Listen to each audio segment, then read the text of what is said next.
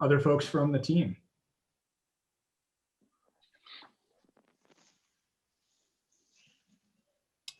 Okay, good evening, everyone. Good evening, council, members of the public. Thank you all for joining us. We'll pause just for a second, just to have Todd and Michelle introduce themselves before we jump into the presentation. Michelle? Greetings, changemakers. Thank you, Joey. Thank you, members of council, for all the work that you do. My name is Michelle Dene. I have been a part of the task force since its conception, and looking forward to getting this in motion. So, Todd. Hello, everybody. My name is Todd Conklin. I've been a member of the task force since the beginning, along with Michelle. I've been here many times before. Very happy to be here again. Okay, and so we have just a brief presentation for you all. You can go ahead and pull that up. Thank you, Emily. We can go to the next slide. So we'll be covering three basic areas for you tonight. We'll have the goals and priorities of the implementation team and the task force. Michelle will kick us off with that. Then I'll go into a discussion of the actual oversight system as it's proposed. And then Todd will close us out by discussing some of the adjustments we made to the ordinance, some in direct response to the feedback from council about a month ago. So we can go to the next slide and Michelle will take over. Unmute. After the March 1st incident in 2019, some members of the council may remember the public outcry. If not, I think we all remember the feeling as a community of what set off this inquest to change the way we've been looking at oversight. And this council created a task force to reinvent. Next slide. Our goals on our outset were to develop an oversight model that was independent from the police department, to create community trust and transparency on the community side, to better analyze police department trends and policy. Those trends and policy analytics were to be used to create procedural improvements regarding complaint filing, investigation monitoring, and community oversight of investigation outcomes. The goal of all of these things was to enhance community outreach and engagement. Next slide. In January of last year, I'm sorry, I'm going to have a small aside. No, I'll save it. We convened to look at what was being done and what we could do to improve it.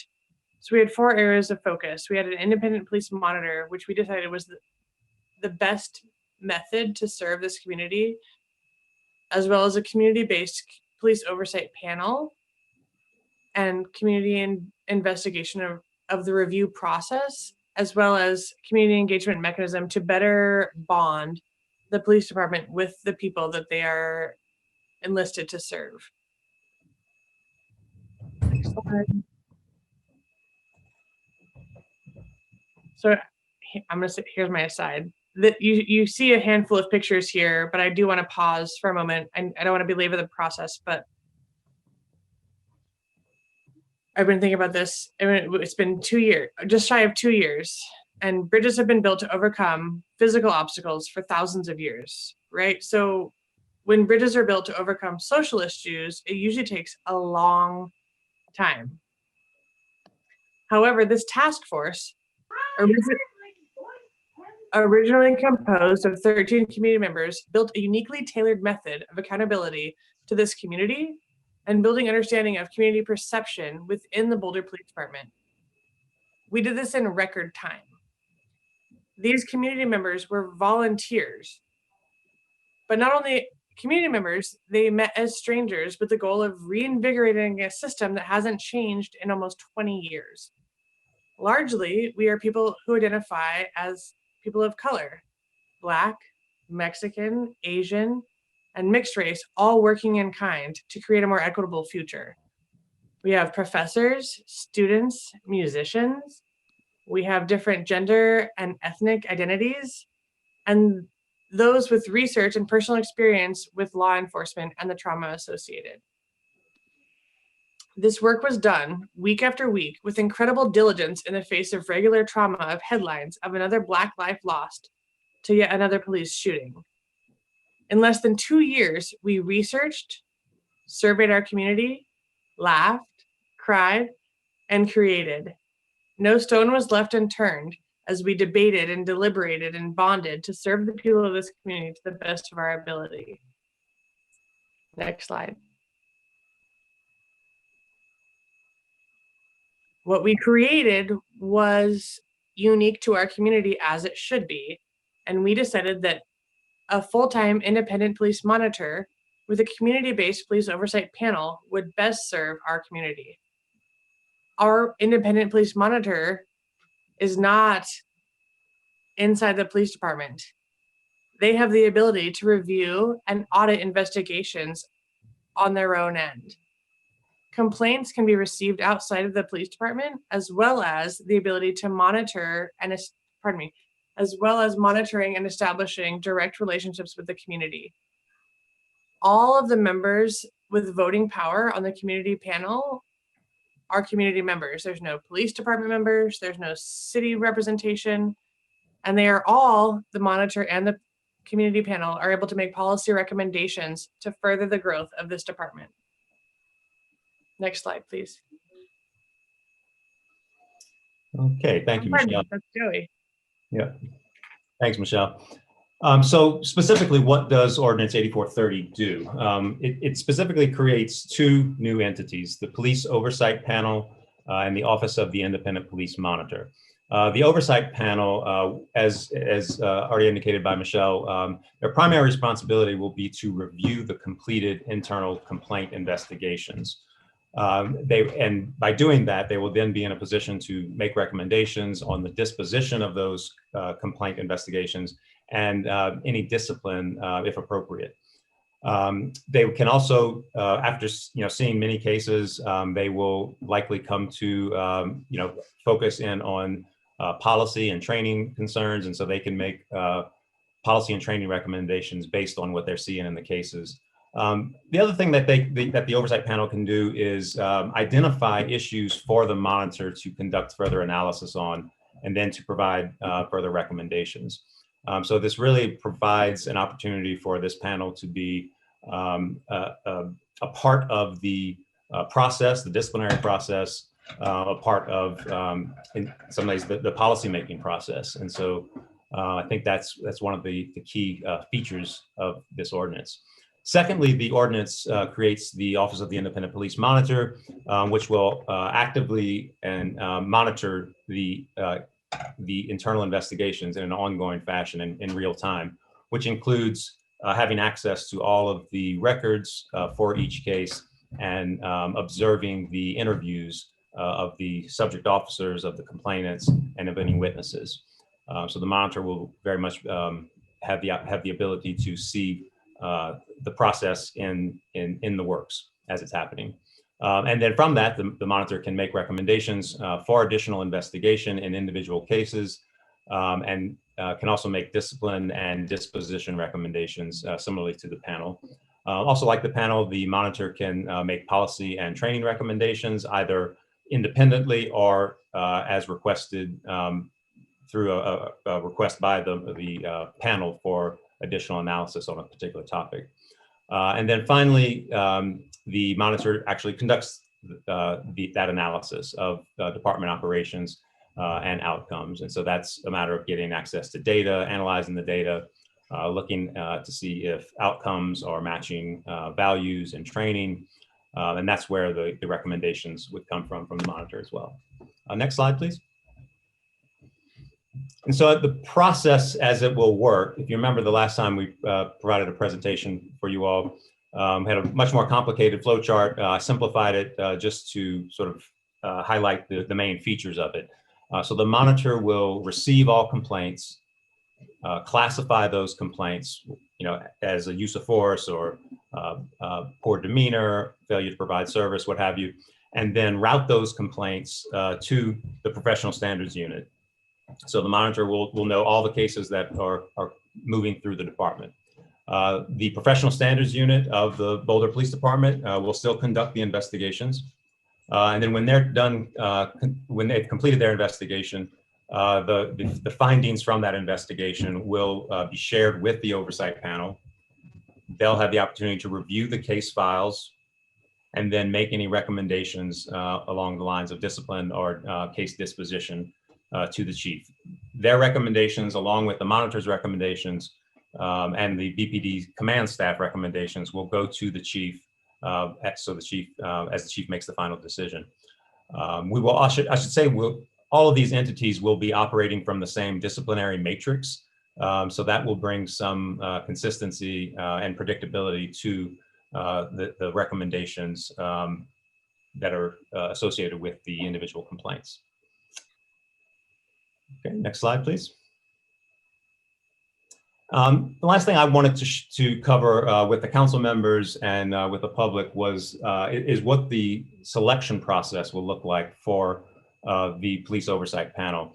And the implementation team spent a lot of time thinking about this and working through this. We had a number of concerns to address here.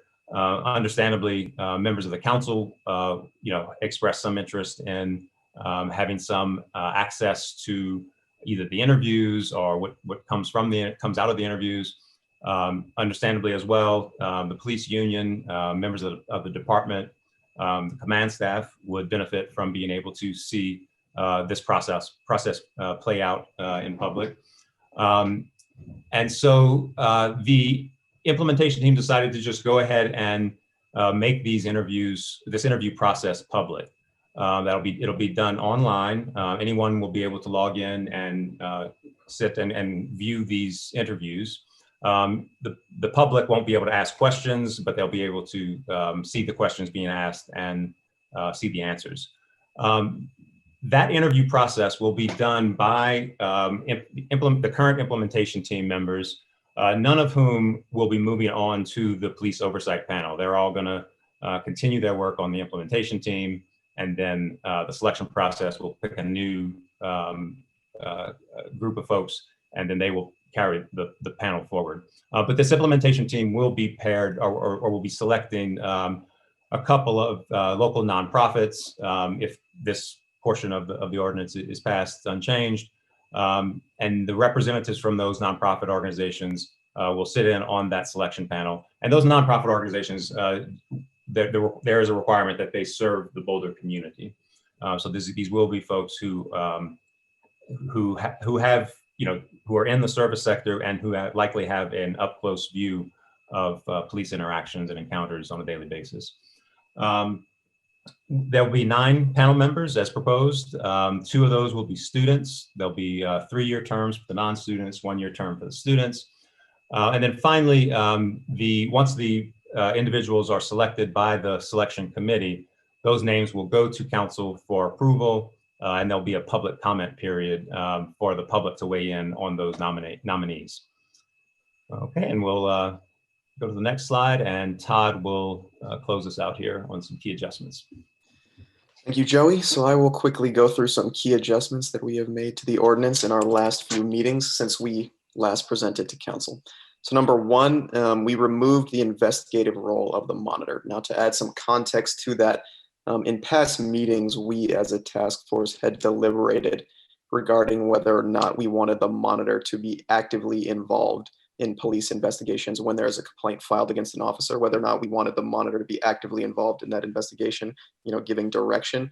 And we decided that we did not want the monitor to be directly involved because we want to preserve the independence and that independent third-party role that the monitor plays.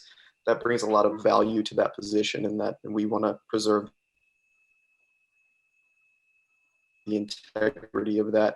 If the monitor were involved in the investigation, because the monitor is supposed to be the third party who is independently overseeing that, and then they're supposed to answer questions to the panel if the panel has any questions regarding the investigation.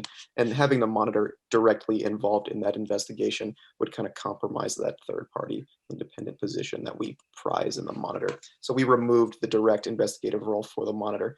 That being said, if the monitor does see something in the investigation that is so flagrantly wrong, they can make recommendations to the internal affairs sergeant who would be conducting the investigation into a police officer. They can make recommendations, and that would preserve the independence of that position. And if those recommendations are not followed, there's an appeals process that would be adjudicated by the city manager, which we again are confident that would preserve the independence of the monitor. And we're confident in those changes that we've made in that regard. So moving on to the next one. The public meetings and confidential meetings, we had spoken to council previously about how we want the police oversight panel to have public meetings to the maximum possible extent. We think being transparent and accountable to the community is going to be a key factor in the way the police oversight panel operates, and we want to preserve that. And at the same time, there are certain meetings that we do recognize have to be confidential. When they're discussing when reviewing completed internal investigations, out of respect for the complainant and out of respect also for the officer involved, that meeting cannot be public because of confidentiality concerns. So meetings of that nature would be confidential, but other meetings such as community outreach, or if they're analyzing police data and working through policy recommendations, those meetings would be public. And we, again, believe that strikes a good balance between privacy and also accountability and transparency that we think is so important in our work here. And then moving on to public interviews of panel applicants, we know this was kind of a bigger concern for council in regards to how members of the police oversight panel will be selected. And council made it clear to us that they wanted there to be council made it clear to us that they wanted there to be room for issue spotting, so that they could kind of spot issues in prospective applicants before issues like that were to come up. And so the system we designed was that when someone applies to be a member of the police oversight panel, those interviews would be held publicly. Now, when I say those interviews would be held publicly, anyone can show up. Members of the public can show up, city council members can show up, anyone can show up, but they don't get to ask questions to the prospective applicants. They just get to sit there and listen. That, we believe, makes the process accountable, transparent, it provides for issue spotting, and we think it takes care of that concern that council expressed to us. Now, when the selection committee is deliberating on the applicants, that will be private. I mean, I think for obvious reasons, for privacy reasons and accountability reasons, it's good to keep the deliberations private, but the actual interviews themselves will be kept open to the public. Then once the selection committee makes their choice, they will forward their selection to city council. And then, there's room for public comment. People can email city council about any concerns. I think there would be room for people to speak as well. So that, again, there's another spot for issue spotting, for the role of the public to have a role in that selection process. City council also expressed to us that having 11 panel members would be unwieldy, that would be too large. We deliberated on that again as a task force and unanimously came to the conclusion that we would drop that down to 9, and that 9 would be a much more functional, kind of cohesive number. And we're all very confident on that as well. And the final issue is that council expressed concern about the name Police Oversight Panel, specifically the word oversight. I believe one city council member stated that there were historical links to slavery with the word overseer and the word oversight, and there's some uncomfortable feelings on that.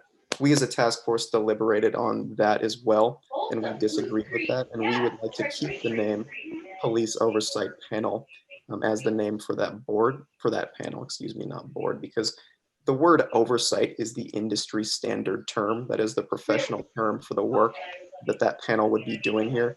I mean, many of the organizations that we've worked with before, NACOL, the National Association for the Civilian Oversight of Law Enforcement, that is the industry standard term. We don't see any historical link between the term overseer and the word oversight. Those two are completely separate in context. I don't think the word oversight is dirty, and the task force is.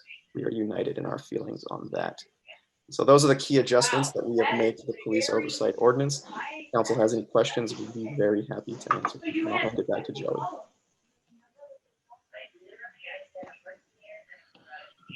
Yeah, that's our presentation. As Todd said, we're happy to answer any questions that members of the council may have. Well, thank you, Joey, and thank you, Todd and Michelle, for your work. It is great work, and I know it took a lot of time to do, so we appreciate that very much. So council members, questions? I don't see any hands up, but this would be the time to ask questions. Mary. Yeah, thanks, Sam. And thank you, Michelle and Todd and the rest of the task force. You guys, I mean, those pictures are pretty sweet of the task force coming together and all of the work that you did. Couldn't have been done without the bonding that occurred among you, and the results show that. So thank you very much. I have just a couple of, and the other thing, I wanted to just thank you for reconsideration of the terminology to be used for the panel. And I appreciate what you have concluded, and I thank you for that. Two questions. One is about the interviews. Will those be available for later, either listening to or video tape? Yeah, we hadn't actually discussed that, but I don't see any reason why that couldn't be done. That would just be a matter of recording them and then posting them online on our website. Okay. That can be done, absolutely, yeah. Great, thank you. And then the other question is about the definition of family member, the way it was defined.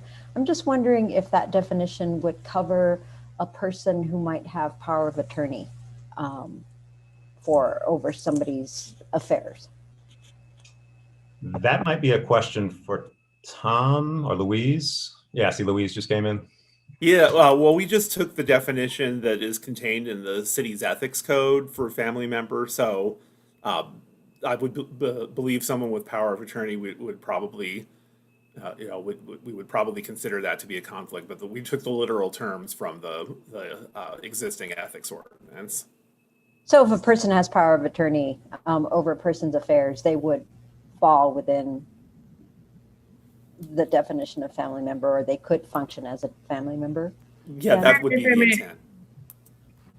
Mary, if I may, I think the intention is, your question was to remove conflict of interest, right? No, it was just, the reason I'm bringing this up is because a couple of years ago, my husband received power of attorney for a person who had no family in existence. And so my husband was the only one that was able to provide the care that this person needed. And so they received power of attorney, and he was therefore functioning as a family member. So I'm just curious if a person in that capacity would be accepted as a family member. But yeah, go ahead. Oh, go ahead, Louise. I was just going to say I don't believe that's something we've had to address in the city's ethics code previously, and it's true the family definition doesn't specifically say that, but I would say that someone who has power of attorney basically stands in the shoes of the person who they have power of attorney for. And I think that represents, I would be willing to say that represents the function of the task force as well. If you are speaking for someone, you are essentially sort of biased. So I would say that we haven't ironed that out, but I would agree with that, in that the intent of that section is to overall prevent conflicts of interest. So it would also apply to someone with power of attorney. Okay. And in general, if a reasonable person would,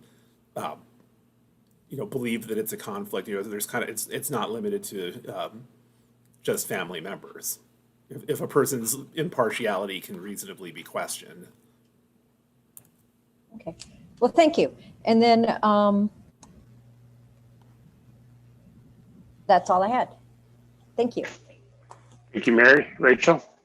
Yep. Just a quick question, and thanks to Michelle and Todd and the rest of the task force members for all the work that you've done. As somebody who's not on this dais, when the incident happened that precipitated this, I was really incredibly bothered by what happened, and hopeful that this task force would produce results, but the fact that it's happened this quickly and this thoroughly is impressive to me, and I'm really grateful to you all for the hard work.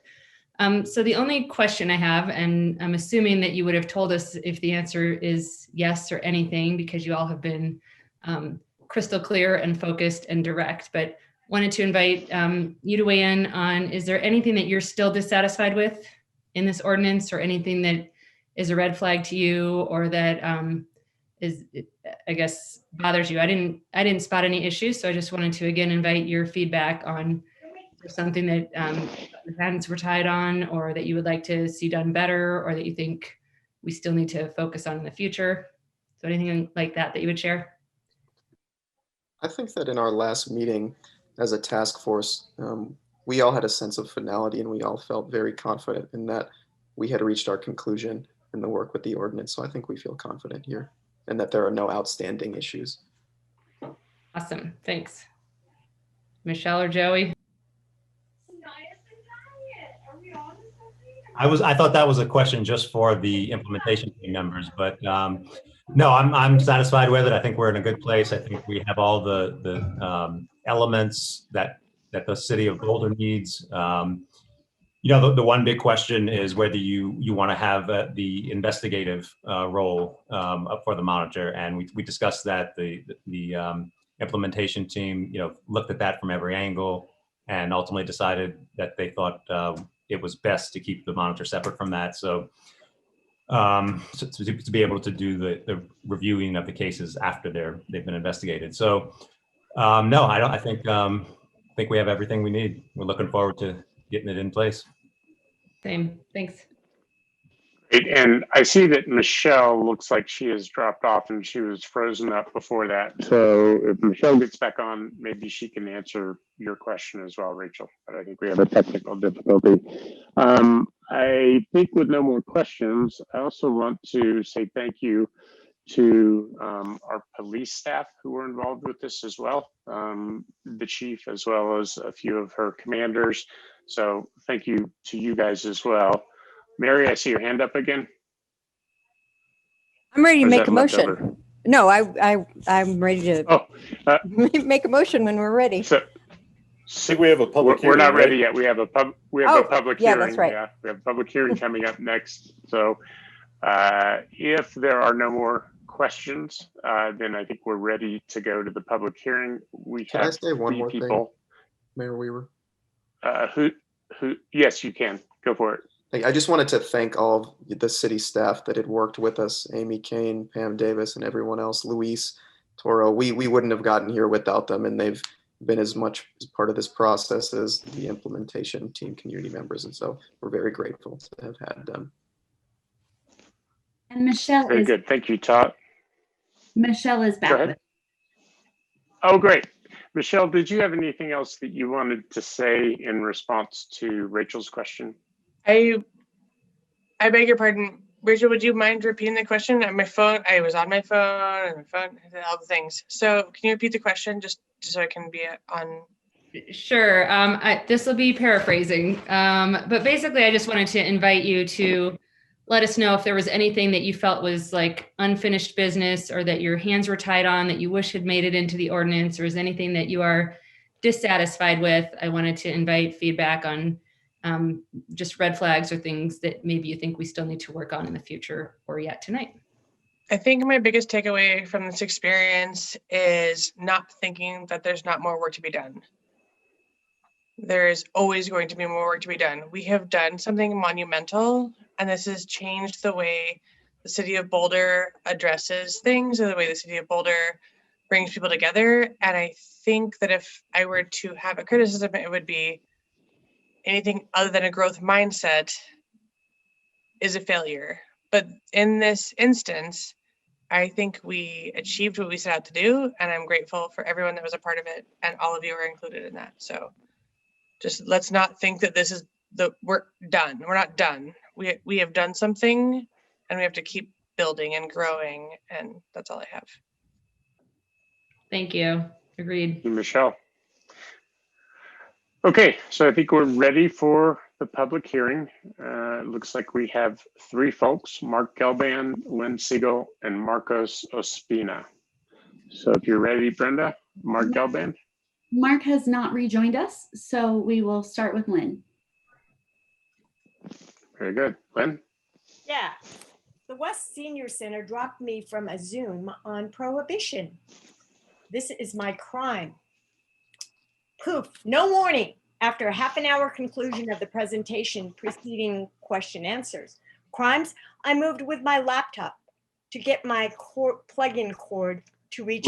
Lynn, do you have a This is comment? relevant, Sam. Leave me alone. I Did can you talk say about what I police want oversight? about police in Boulder and about crimes in Boulder. I spent all of 8 seconds asking a question about an image of an eagle she said had a camel in it. Seriously, this happened in Boulder. One would think Zoom replacements of live communication would be an improvement, since last time I was suspended from the West Senior Center for 1 month. The city probably spent $4,000 and 3 hours of time with an attorney, Aaron Bailey, Maureen Dobson, Kristen Heiser, staffers by the city defending the city's right to suspend me. The accusation, arriving late, putting on hand lotion, and taking off my jacket in a Jewish Family Services sponsored circle talk. I outwardly support the Palestinian cause. Here's my tax dollars at work. Now, what I say about Todd and, let me see, Michelle, it's great that you've got an oversight committee, but you know, we've got a virus here now. We're talking tonight about closing our jails. You know, we've got bigger things to do, and we have to look at investigations more closely than hands up. I don't feel like I'm in any way included in this process of oversight. I watched Zaid Atkinson get screwed, and I watched the city of Boulder hire a corrupt Lola Ty from Denver. I want to know the dimensions of the investigation, not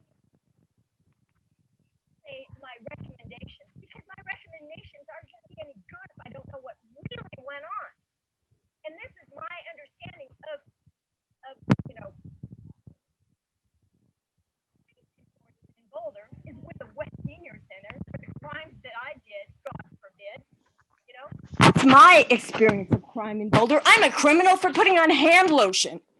Please, you know, I want to see what's really going on here with these bigger crimes that are going on, which is mostly with our police. And especially after Black Lives Matter, and especially after the, you know, the real important things that we're going to have to do when we don't have jails. We're going to have to do it with community policing. And we've got to start now. And you can't do it by hiding everything. May I? Whoever is Lynn as the presenter, we're not able to, you're cutting in and out quite. But you know, what? Yeah, Michelle? So thank you, Lynn. Thank you. Appreciate it. What was Michelle Please saying? send in your, Lynn, she said she couldn't hear you. So if you would send your comments in by email, we can make sure that those get to the folks on the task force. So thank you. The last person for public comment is Marcos Ospina. Hi, can you hear me? We Yes. can. Hi, my name is Marcos Ospina. First of all, I have a number of friends who signed up to speak at this public hearing prior to the cutoff time, who never received an email, who've been kept off the speakers list, including Misha, who is in the call right now. Hopefully they can speak. Please address this and make these meetings more accessible than they currently are. Yeah, I am sitting grounded by Miriam Kaba's words about how, you can't hold the police accountable. That is something that cannot really be done, especially with oversight. If the city council has final say in who gets to be on this police oversight panel, then the panel's legitimacy is a stillbirth. Boulder City Council has repeatedly sided with the police department on issues of covert and overt violence, especially against the unhoused communities through sweeps. The City Council in reality does not represent the public interest at all. Most City Council members never answer the phone calls from the community and their voicemail boxes are full. The city council is clueless when it comes to desires from the unhoused community in Boulder because they don't talk to them, and you just uphold white local business owners' fallacy of progressiveness. Regarding the actual conduct of the panel in private meetings, the public won't know about it and could be kept in the dark about dangerous police officers or police actions for months until the panel relays a summary, maybe an infographic after the process. I heard words about privacy and confidentiality, but the thing is, a police officer has no right to privacy if they're being investigated for violence. This is further indicative of the obsolescence of this panel. Finally, all complaints about the police department will be given by the monitor directly to the police department via the professional standards unit. And then all recommendations from the panel about police conduct changes will be presented again to the police chief for the department to deal with internally. They will police themselves as they already do. The police have the final say in how to respond to the community's complaints about the police. Chief Harold's much fawned over a disciplinary matrix, and all her actions thus far give no indication of potential harm reduction of Boulder PD, if that's even a thing, if harm reduction and police can be used in the same sentence. Mayor Harold has had direct personal correspondence with the violent hate group Safer Boulder, boasts about the weekly violent sweeps of homeless encampments, protects violent officers like Lola Tai, and enjoys more funding to implement useless reforms, probably coming up in 2021. This police oversight panel is synonymous with the Boulder Police Department. That's essentially what it is, and only makes space for more white and white adoring liberal comfort with no structural change. But this is actually the goal of the panel. So fuck that. Give people the full power in the oversight panel, not just to make recommendations to the cops. Better yet, defund and abolish the police because the people do more to protect each other. Thank you, Marcos. Thank you, Marcos. Appreciate your comments. So, Brenda, I would ask, is there someone else who tried to sign up to speak at this that had trouble that you're aware of? There is someone, the person you mentioned is in the meeting. I would ask Debbie to share what that experience has been. Hi, Mayor. I've been speaking via email to Misha, and I did not find Misha on the registration list at all when I pulled that down at 4 o'clock today. So I'm not. They didn't get a confirmation email either. Everyone else did. So I'm not sure that they completed their registration. It's totally up to you if you want to go ahead and let Misha testify. If I may. Yeah, if they're on the call, if I can weigh in here, I would recommend that we let them testify. If we were in chambers, people can sign up to the last minute. So if Misha is on the call, I would go ahead and take their 3 minutes worth of comments. Michelle, is that okay? Okay, very good. Misha, the floor is yours. Can you hear me? We can. We can. So how many of you have ever been evicted? How many of you have watched the police rip up the tent that keeps you from freezing to death while throwing away your medication, your clothing, and the diary you've had since age 12? How many of you have needed mental health care, but instead had a SWAT team show up at your apartment pointing guns and a fucking water cannon through your window? Have you ever had a police officer threaten to shoot you for giving someone a croissant? Have you ever gotten second-degree burns because a cop decided that chanting and holding a protest sign is a crime and aimed a tear gas canister at your head? Have you ever feared for your life at a routine traffic stop? Have you ever feared for your life when 2 patrol cars, a paddy wagon, and a dozen cops in riot gear follow you home from a peaceful demonstration? Each of these and much, much more has happened to me, my friends, or my neighbors in the span of just the past several months. Your constituents have spent half of a year putting our bodies, our freedom, and our safety on the line, demanding defunding and restorative justice. How do you respond? By giving the cops a raise, protecting known abusers like Smiley and Lolatai, silencing their victims, harassing activists, allowing the police chief to take bribes from racist NIMBYs, and displacing our neighbors. Now you offer us this quote-unquote police oversight task force and call it progressive? You're allowing the cops to investigate themselves and decide how to reform themselves. I hope you see the irony here. At best, this committee will be useless. At worst, it paints an anti-racist veneer over a deeply racist, violent, occupying force. When police respond to a situation, the only thing they can bring is violence or the threat of violence. What kind of protection and service do you deliver at gunpoint? The institution of policing cannot be reformed. We do not want useless bureaucracy. We want real structural change. Defund the police, or better yet, abolish them. We don't need state-sanctioned murderers to keep us safe. Boulder citizens and organizers have proven time and time again that we can do so much better than that. Meanwhile, the council has proven that you don't give a fuck about our safety or our rights. Thank you. Thank you, Misha. With that, we will bring public comment to a close and bring it back to council. Mary, if I recall, you were ready to make a motion. Are you still interested?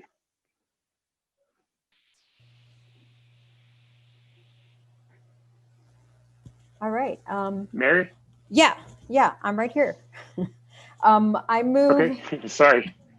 I move to adopt Ordinance 8430, amending Title II, Chapter 11, Police Oversight, BRC 1981, pertaining to the composition, duties, and powers of the city organization related to civilian oversight of police and setting forth related details.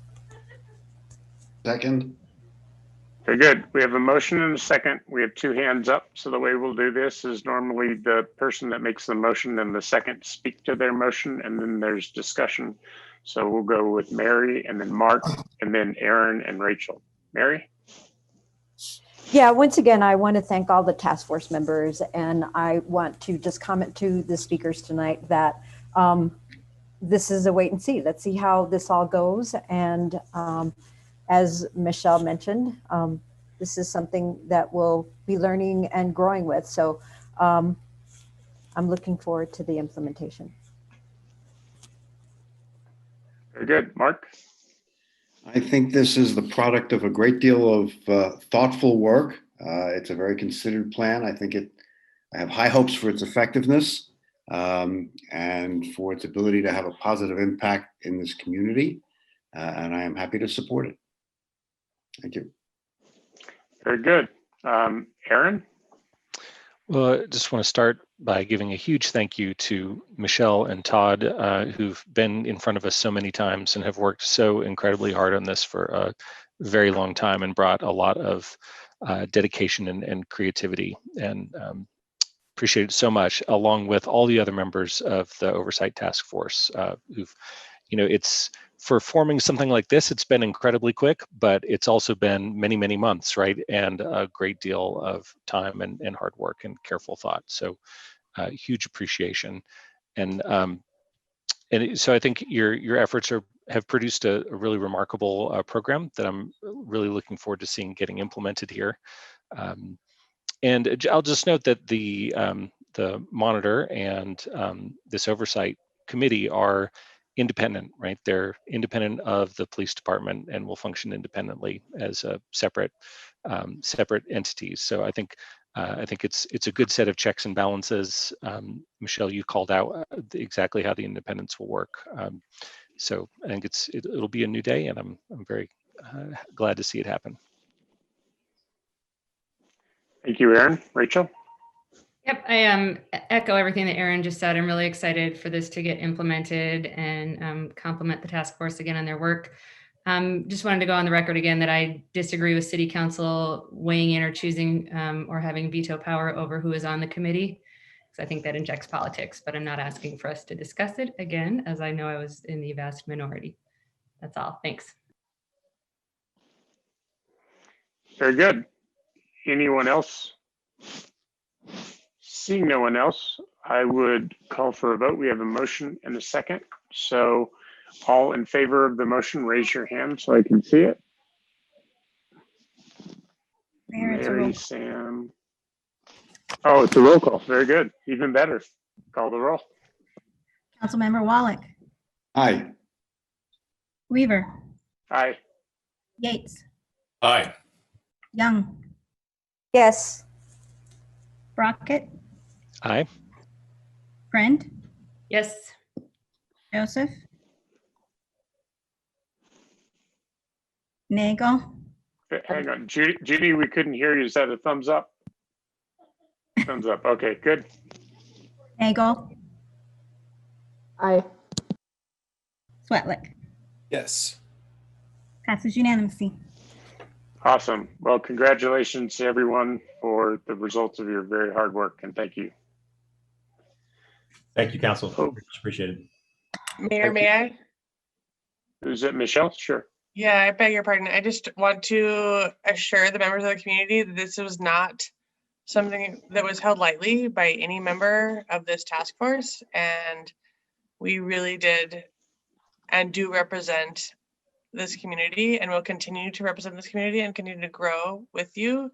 And thank you to council and everyone that's been a part of this. So I hope you all have a beautiful night. Thank you. Thank you all. Debbie, next. Next, we have matters from the city attorney with DACA amicus brief.